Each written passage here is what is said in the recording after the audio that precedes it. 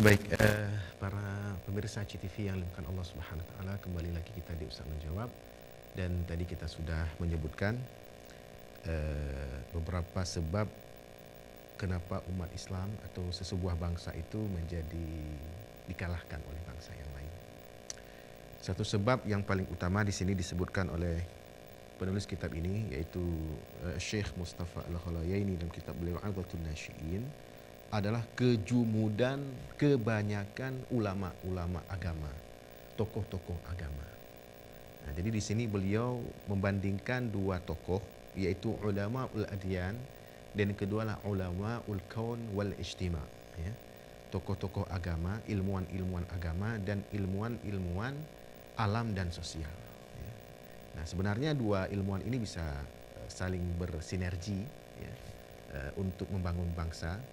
Tapi kadang kebanyakan dari tokoh-tokoh agama tidak mau membantu ulama-ul kaun wal ijtima', ya, para ilmuwan alam dan masyarakat atau sosial. Nah, disebutkan oleh beliau di sini, kita sudah sebutkan sebagian ucapan beliau ini.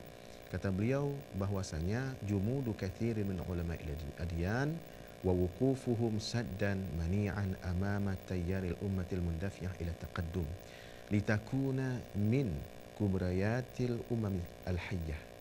Nah, jadi tokoh-tokoh agama yang menolak kemajuan ini tidak mau mendukung kemajuan yang digaungkan oleh para tokoh-tokoh alam dan sosial.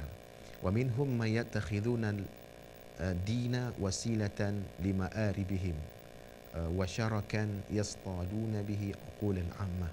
Di antara tokoh-tokoh agama itu ada yang menjadikan agama sebagai jaring, sebagai wasilah, sebagai sarana untuk mencapai cita-cita mereka.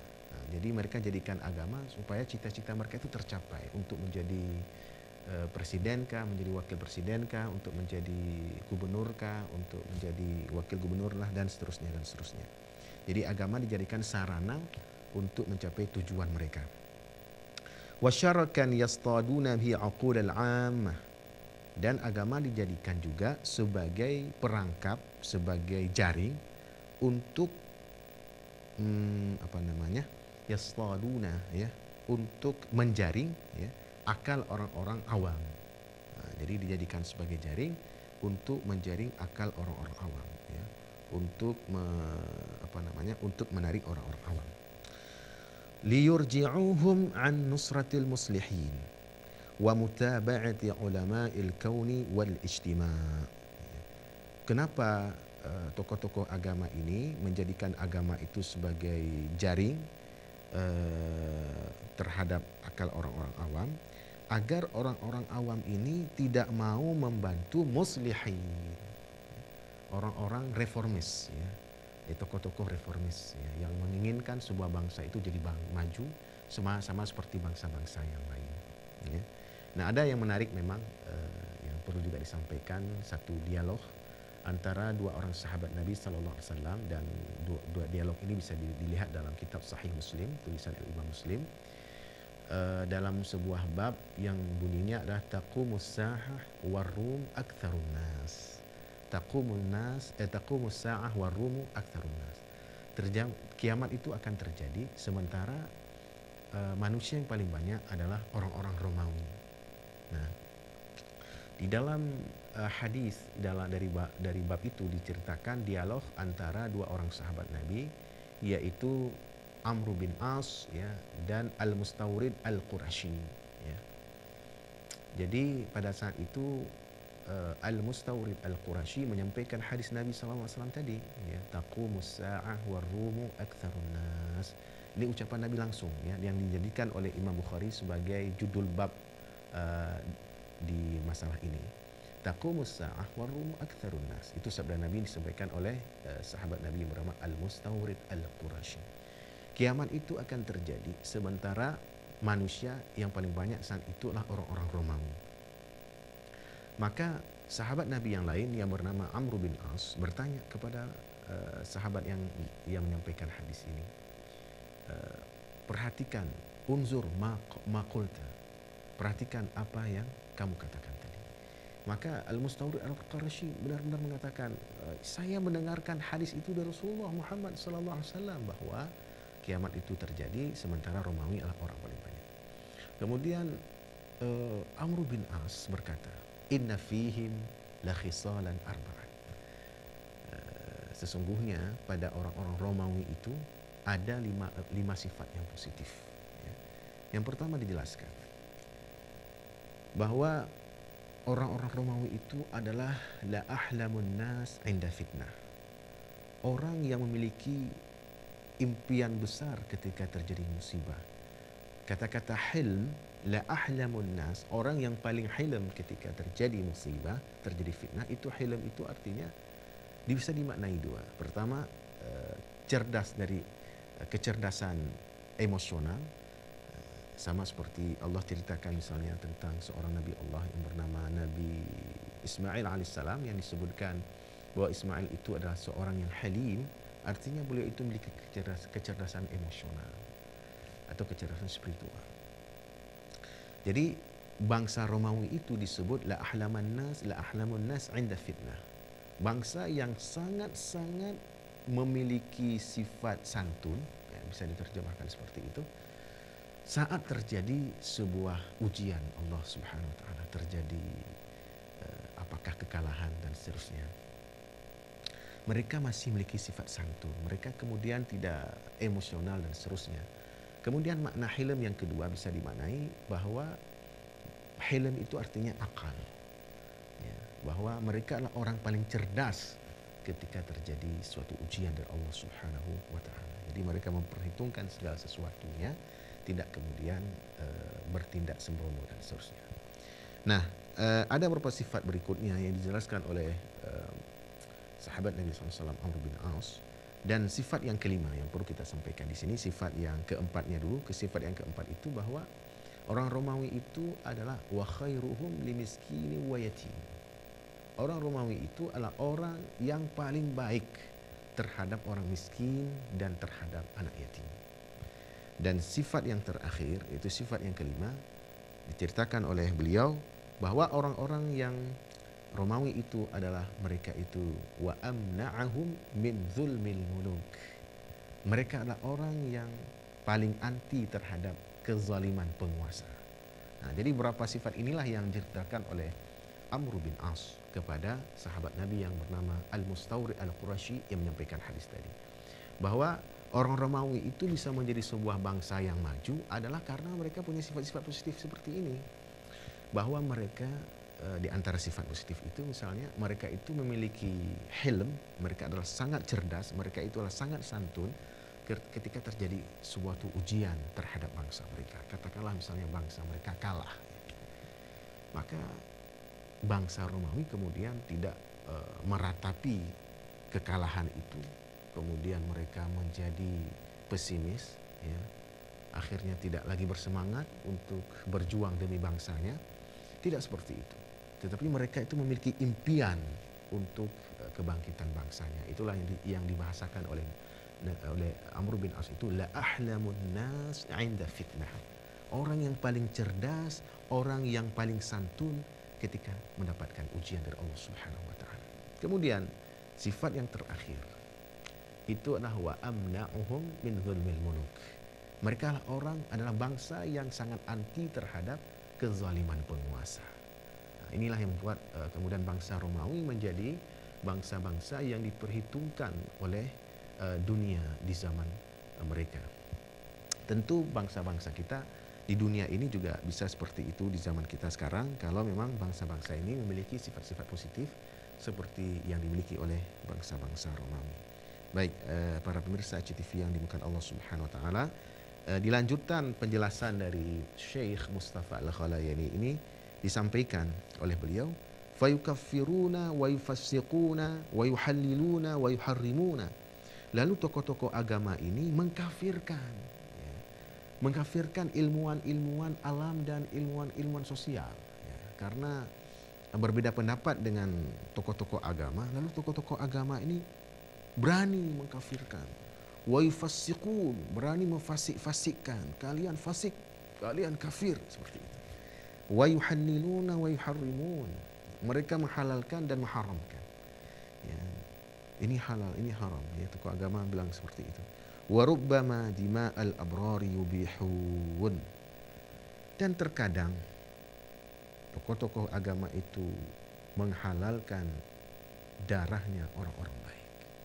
Padahal ilmuwan-ilmuwan sosial, ilmuwan-ilmuwan alam, ada mereka-mereka yang berfikir untuk kebangkitan bangsa mereka sendiri, untuk membangun bangsa mereka sendiri. Tapi ternyata difatwakan halal darahnya dan seterusnya. Wa ma dzalika illa natijatun min nataiji jahlihim aw ghururihim aw dha'fi akhlaqihim law kanu ya'lamun. Kata Syekh Mustafa Al-Khalayani, dan tidaklah yang demikian itu melainkan hasil dari kebodohan tokoh-tokoh agama itu, atau keterpedayaan tokoh-tokoh agama itu, atau dari kelemahan akhlak tokoh-tokoh agama itu. Lau kanu ya'lamun, seandainya mereka tahu, seandainya mereka sadar. Nah, jadi ini juga menjadi menjadi sebuah otokritik bagi para tokoh agama. Jadi bahwa tokoh-tokoh agama itu mestinya harus membawa pembaharuan, membawa perubahan-perubahan pemikiran, pemahaman kepada masyarakat, supaya masyarakat ini makin lama makin maju menyongsong masa depannya. Bukan malah kemudian memfatwakan sesat kepada orang-orang yang berbeda pendapat dengan mereka. Nah, jadi inilah yang menjadi perhatian dari Syekh Mustafa Al-Khalayani. Beliau nasihati kepada pemuda-pemuda. Nah, seharusnya pemuda-pemuda itu memiliki kepedulian terhadap bangsa secara umum, termasuk bagaimana melihat kenyataan adanya tokoh-tokoh agama yang menghalangi kemajuan sebuah bangsa. Nah, ini penjelasan dari Syekh Mustafa Al-Khalayani rahimahullahu ta'ala. Nah, para pemirsa CTV yang dimuliakan Allah Subhanahu wa taala, pada penjelasan berikutnya di sini beliau katakan wa minha istibdadur ru'asa'i wa arbabin nufuz wa zulmil hukam wadtihaduhum. Ya. Di antara sebab kenapa sebuah bangsa itu menjadi bangsa yang bisa dikalahkan oleh bangsa yang lain adalah istibdadur ru'asa wa arbabin nufuz. Ya. Adalah diktatornya pemimpin-pemimpin bangsa itu. Ya, itu persoalan yang sangat yang sangat-sangat menentukan bahwa bangsa itu jadi kalah atau tidak. Wa zulmil hukam, dan kezaliman pemerintah-pemerintah. Ya. Nah, para pemirsa TV yang dimuliakan Allah Subhanahu wa taala, maka ada sebuah ungkapan yang sebagian orang menyebutkannya sebagai hadis Nabi Sallallahu Alaihi Wasallam, tapi saya tidak tahu persis apakah itu betul hadis. Kita perlu cek kembali ke kitab-kitab hadis. Ungkapan itu menyatakan bahwa di akhir zaman itu akan muncul para pemimpin-pemimpin yang sifat mereka itu seperti singa. Ya, sifat mereka itu seperti singa. Menteri-menteri mereka itu seperti serigala. Hakim-hakim di zaman itu seperti seperti segala, seperti anjing, masya Allah. Jadi pemimpinnya seperti singa, menterinya seperti serigala, kemudian hakim-hakim yang memutuskan perkara seperti anjing, dan masyarakatnya seperti kambing. Ini persoalan yang luar biasa para mustajid yang dimuliakan Allah, dinyatakan dalam ungkapan seperti itu. Ya, ungkapan-ungkapan yang sangat ekstrim. Ya. Tapi saya belum pasti apakah itu hadis Rasulullah Muhammad SAW atau tidak. Tapi memang dalam ungkapan itu disebut itu hadis. Ya. Tapi ya memang kita sebagai orang yang menekuni hadis, sudah pasti kita tidak akan cepat menerima sebuah ungkapan disebut sebagai hadis. Karena akan terancam dengan ucapan Nabi SAW, kafa bil mar'i kadiban ayuhaditha bikulli ma sami'a. Cukuplah seseorang itu disebut berdusta kalau dia menyampaikan segala yang dia dengar.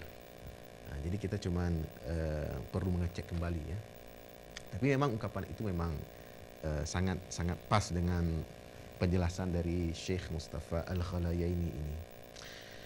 Nah, para pemirsa ICTV yang dimulakan Allah Subhanahu wa taala, ada beberapa sebab-sebab yang lain yang disebutkan oleh beliau di dalam kitab ini untuk kita pahami agar di dalam membawa kemajuan untuk bangsa kita tidak mengidap sifat-sifat seperti ini.